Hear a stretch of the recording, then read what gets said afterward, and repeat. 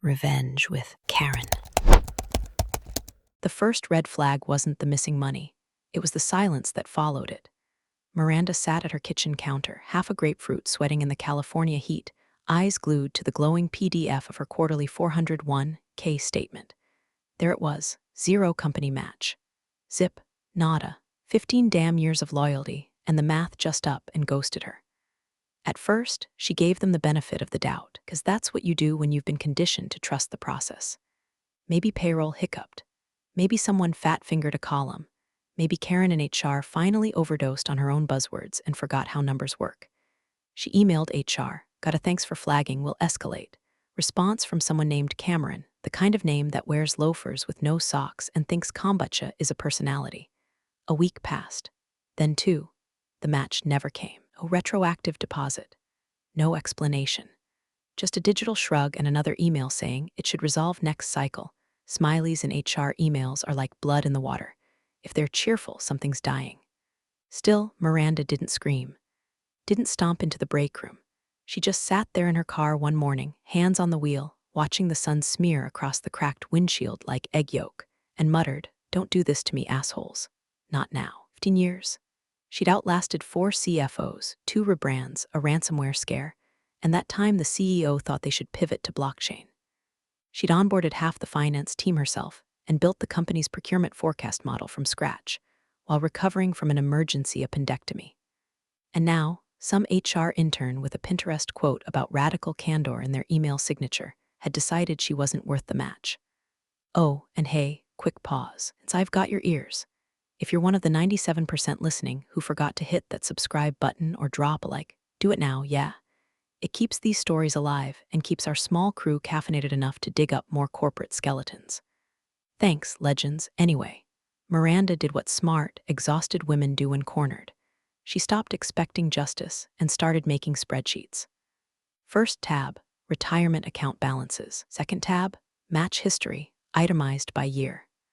Third tab, employee equity handbook, because buried somewhere in those 49 pages of jargon and inspirational clip art was a clause she remembered from the onboarding days. Something about alternative contribution options. Something HR clearly didn't.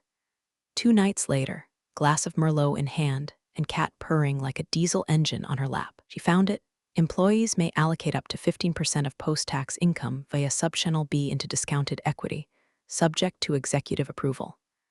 Subchannel B, not linked in the portal, not mentioned in any of the onboarding docs after 2017, but still live, she checked. Her approval was still tagged active. You know what HR didn't track? Quiet rage. So Miranda smiled, drained her glass, made her first transfer into company stock at a 30% discount. She didn't need to scream, not yet, because screaming draws attention. And Miranda, she was done asking to be seen. She was about to make herself unavoidable. They called the meeting a touch base, which is HR code for we've already decided we're not helping you, but let's waste 30 minutes pretending we care. Miranda showed up on time, as always. Hair pinned, blouse crisp, glasses that said CPA with a concealed blade. She clicked into the Zoom, expecting at least a mild apology or some roadmap for fixing the mess. Instead, she got Cameron, yes, the same human golden retriever who replied to her original ticket, and a new addition. Kelsey, a senior retention analyst whose entire professional aura screamed LinkedIn influencer with no real-world credentials. Kelsey opened with, "We're here to hold space for your experience," which is corporate dialect for "this won't end well for you." Then came the kicker. "It looks like this issue is isolated to your account. Everyone else received their match without incident." Miranda didn't blink, not once, so it's just me. Cameron chimed in, trying to sound soothing. "It's not personal. Systems are complex. Maybe it's a legacy status carryover. You've been here a long time." That last part landed like a brick wrapped in glitter. She muted herself before responding, because her real reaction would have involved F-bombs and a colorful breakdown of exactly how legacy employees like her built the damn system they were blaming. When she unmuted, her voice was calm. "Got it. So this is just a Miranda problem." Kelsey beamed like she'd closed a sales deal. "Exactly. And that's good news. It means we can focus on you." End call. Later that week, Miranda got a company-wide email praising a new hire, Jason, who'd hit the ground running in strategic forecasting. Same job title as her.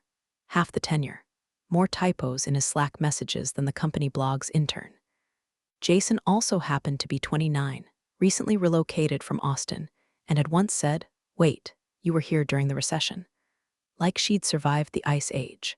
She checked the public contribution logs out of curiosity. Jason got his full $401K match, every cent. And that's when Miranda's spine went cold. It wasn't just a mistake, it was a message. So she did what women like her do when every room starts to feel like a trap. She went back to the handbook.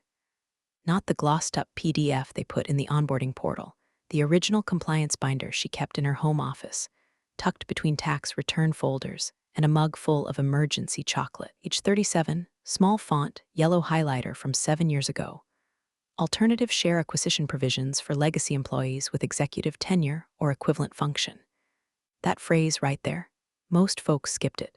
Hell, most folks didn't have executive tenure. But Miranda did, unofficially. She'd been the acting head of procurement for 9 months back in 2014, while the VP went on sabbatical.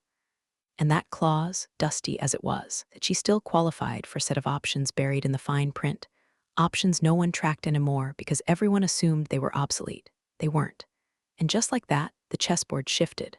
No alarms, no speeches, no HR complaints, just a browser tab, a private email chain to legal, and a budget model Miranda built that could hide acquisitions in plain sight. They thought she was a number. She was the goddamn ledger. Email landed like a wet sock on a hardwood floor. Subject: 401K status final resolution. Q2 from Kelsey, senior retention analyst, smiling face with smiling eyes. Hi Miranda. Just looping back on your concerns. After thorough internal review, we've determined this issue does not warrant further adjustment at this time. We appreciate your patience and want to reassure you that the matter may be revisited during next fiscal planning. Let us know if you have further questions. Team HR hugging face, they really threw in the Team HR, and an emoji, like a hostage note scrawled in glitter glue.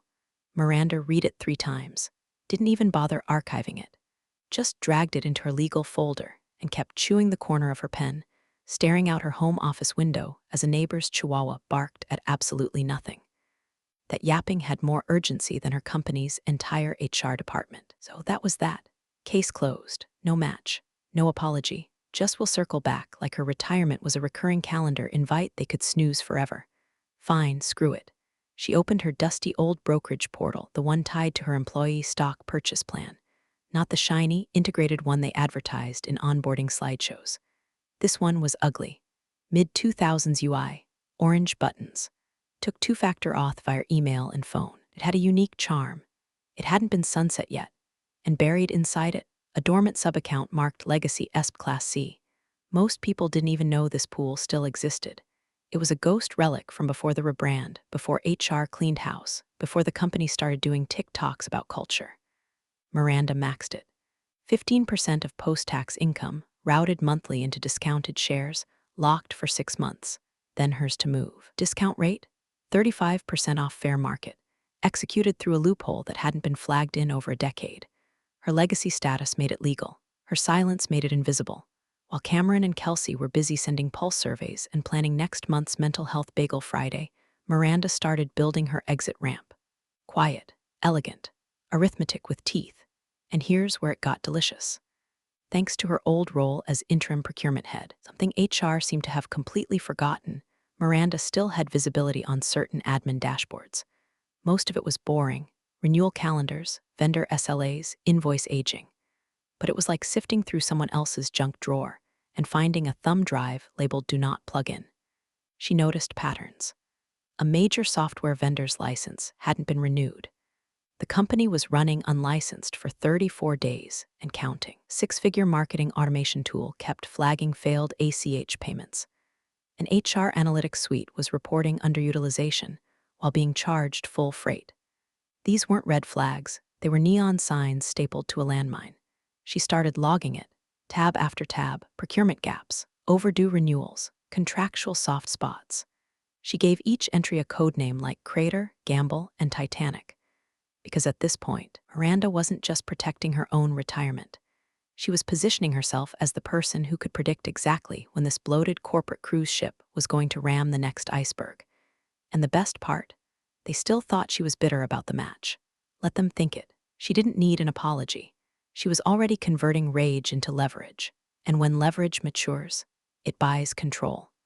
The moment she signed the Articles of Incorporation, Miranda felt the switch flip. She named it Cypress Bell Holdings. Generic, soft. The kind of name that looked like it sold artisan window treatments to real estate developers. But behind the gentle branding was a firewall of legal fog. Her cousin's firm in San Diego had buried the trail under enough paperwork to confuse a forensic accountant hopped up on espresso and shame.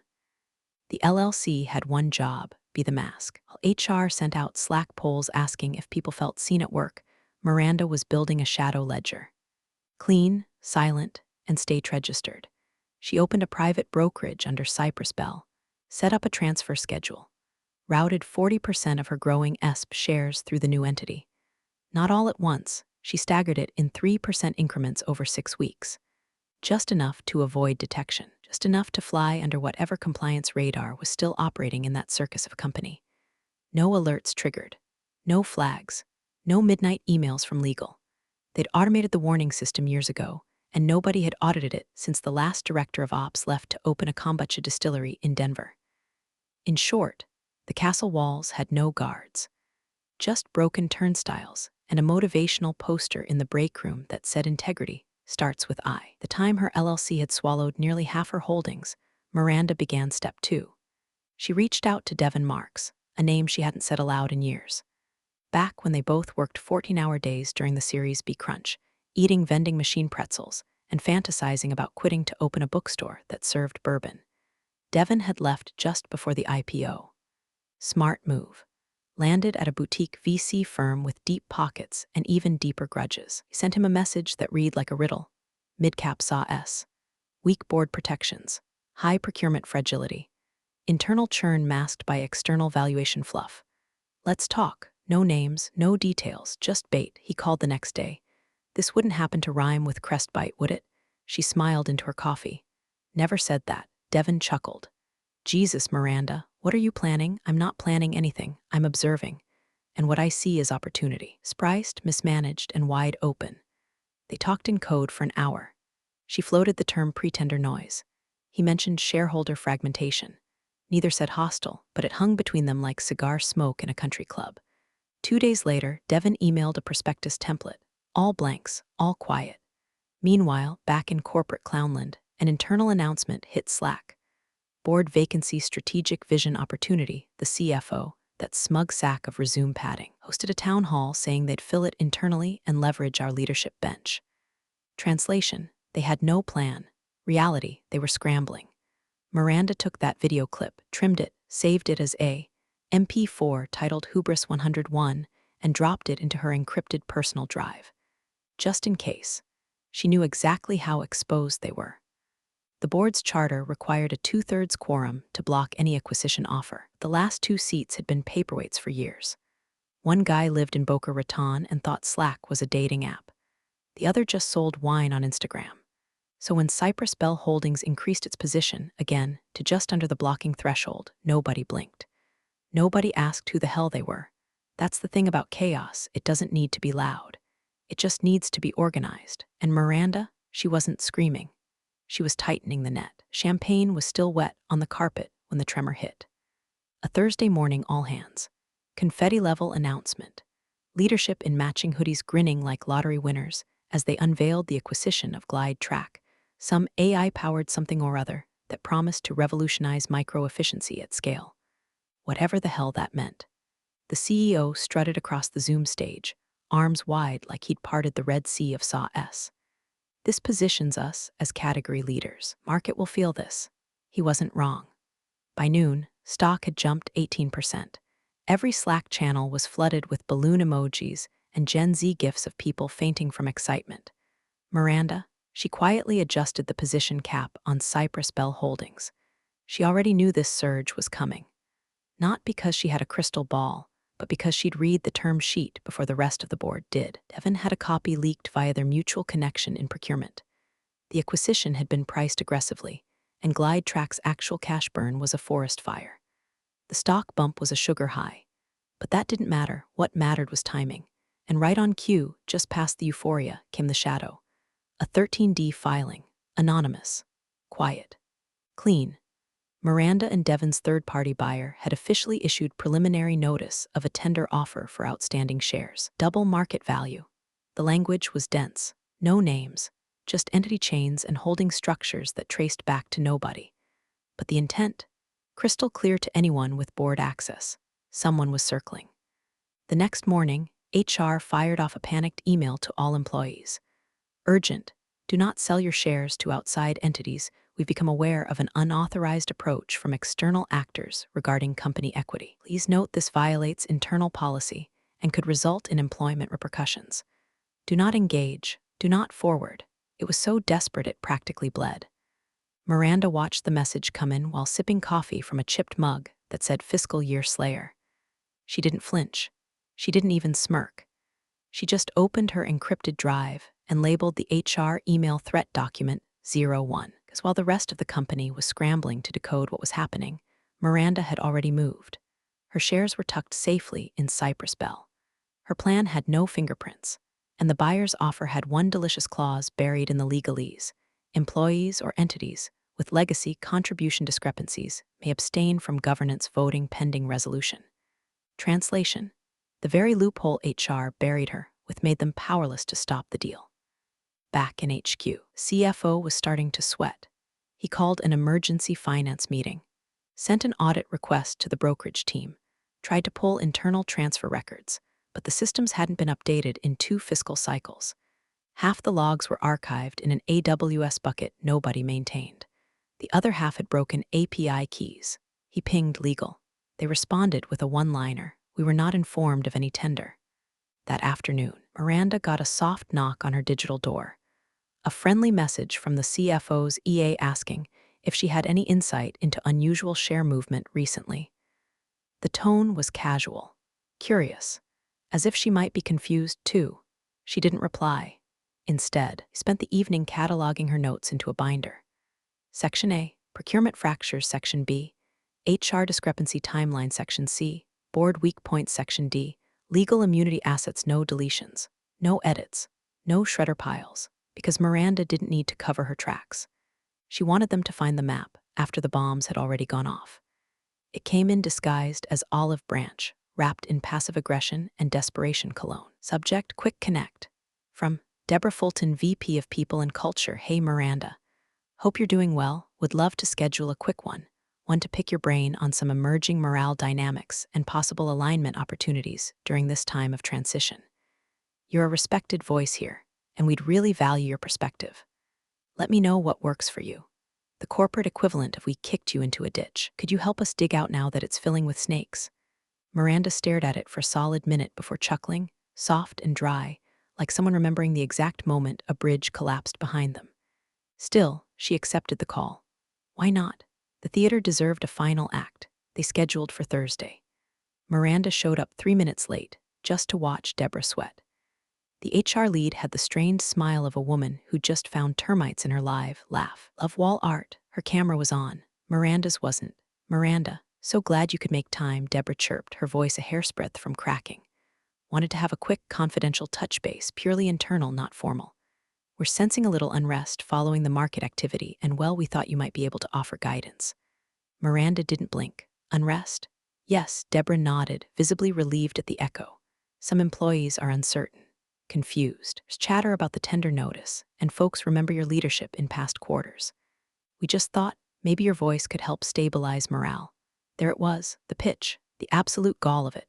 The same HR that ghosted her 401k concerns. That sent her boilerplate excuses. That told her she wasn't a priority. Now they wanted her to be the emotional mop for a company on fire.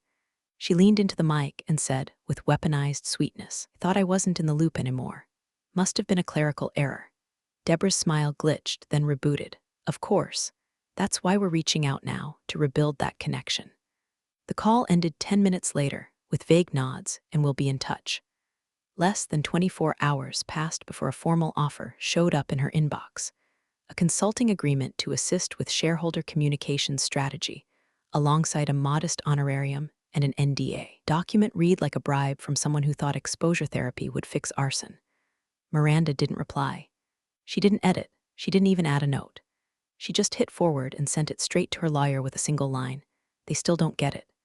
Then she poured herself 2 fingers of scotch, opened her binder to Section F, psychological pressure points, and updated her notes. HR, exposed, comms, cracking, legal, absent, power, shifting outside. Wind picked up. A neighbor's trash bin clattered down the street like an omen. Inside, Miranda sat perfectly still, listening to the sound of a company realizing, too late, that the woman they erased had become the architect of their reckoning. The buyer went public on a Monday. A clean, surgical press release filed with the SEC at 6:02 a.m. Eastern. Cypress Bell Holdings, LLC proposes tender offer for all outstanding Class A shares of Crestbite, Inc., $64.20 per share, representing a 100% premium over current market value. It hit the newswire like a shotgun blast through a latte. The Slack channels imploded. The company subreddit turned into a conspiracy board. Anonymous tipsters started floating half-baked theories. Chinese money, rogue hedge funds, maybe even big tech muscle trying to snatch up a fast-growing competitor. Nobody guessed a 47-year-old woman in culottes with a quiet vendetta and a VPN. By 9:00 a.m., the board was in full triage mode. Emergency Zooms, sweat-stained collars. One director couldn't figure out how to unmute. The CEO's background was still set to a fake beach with animated waves. It would have been comedy if it weren't corporate collapse. The CFO, Bryce Whitmore, the same guy who once called Miranda a relic of early-stage scaling, was the loudest voice in the room. He slammed a spreadsheet on the virtual table and shouted, "There's no way this is organic. No insider would tank their own equity like this." Miranda, of course, wasn't in that meeting. She was at home, slicing peaches into a ceramic bowl, watching the live feed of the board's scheduled public queue, and it get delayed again. Bryce demanded a full forensic trace on recent stock transfers, called in IT, demanded logs, pushed for retroactive freeze orders on employee-held shares. But here's the thing, the window had already closed. The system that handled internal equity movement batched its data weekly, and the legal lockout they tried to push came 48 hours too late. By the time Bryce hit send on the freeze request, Cypress Bell Holdings already held 12.4% of total shares, strategically amassed over 3 quarters, all legally acquired, all perfectly disclosed, and all completely shielded from internal action. No policies broken, no NDA breached, no insider flag triggered, because Miranda didn't need to sneak in. She was already inside.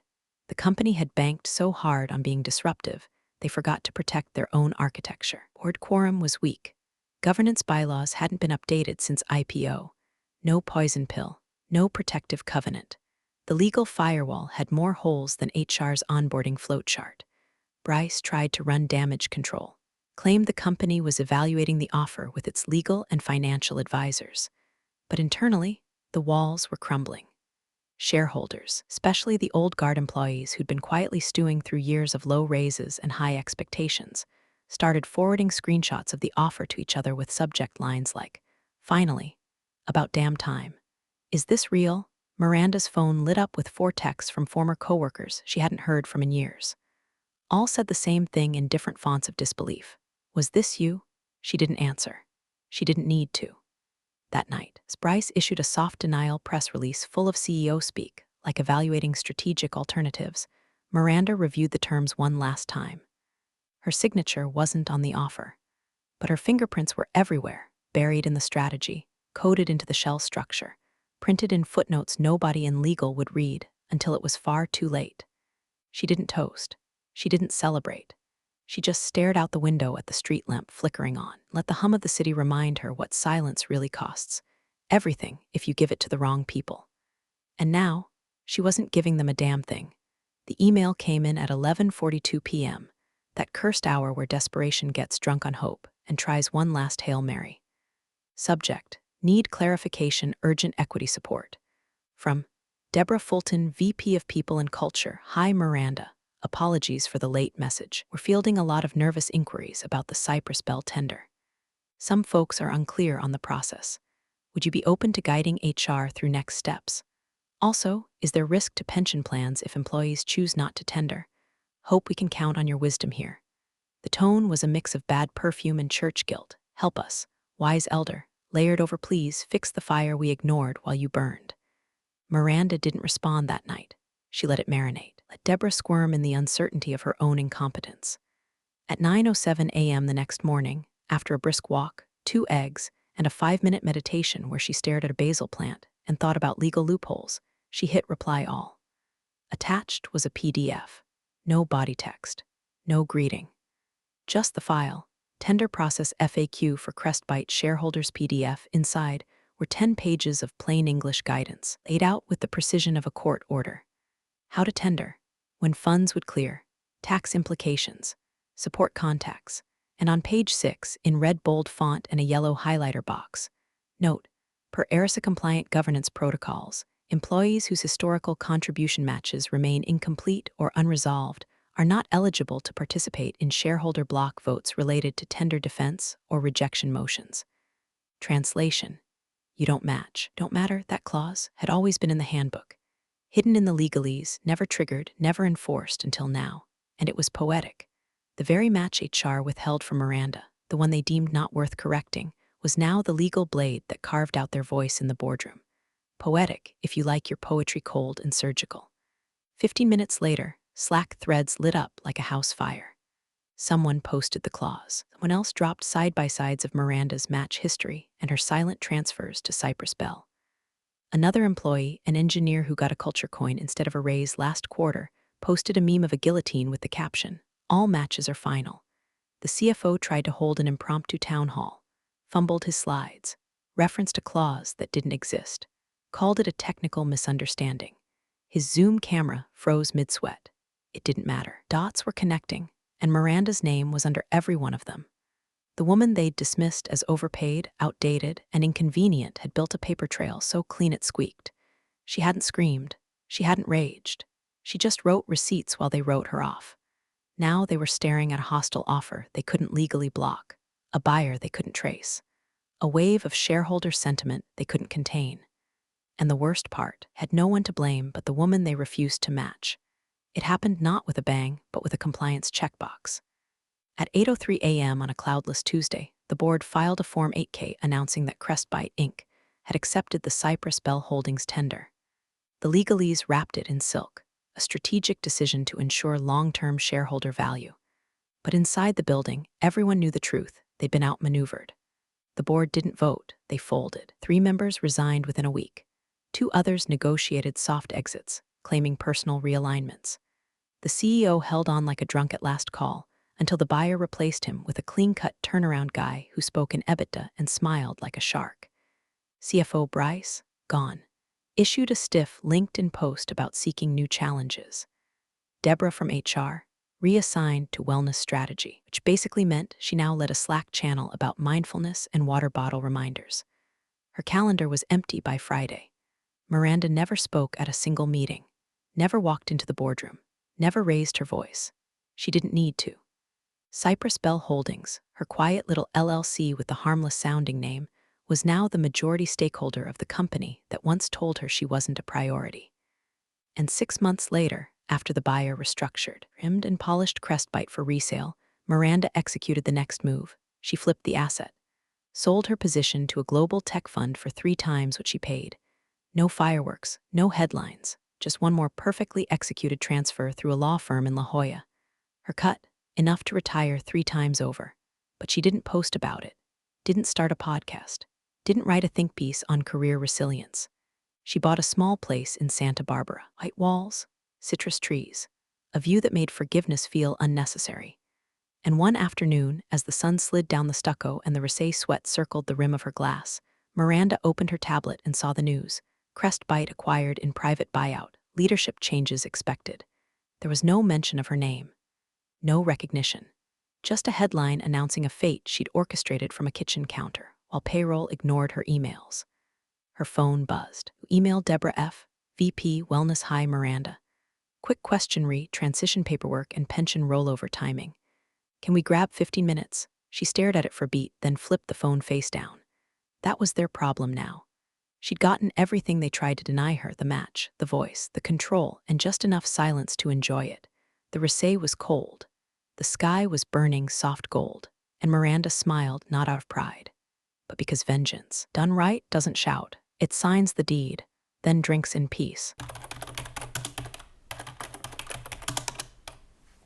You're the real stars of the corporate jungle. Thanks for watching.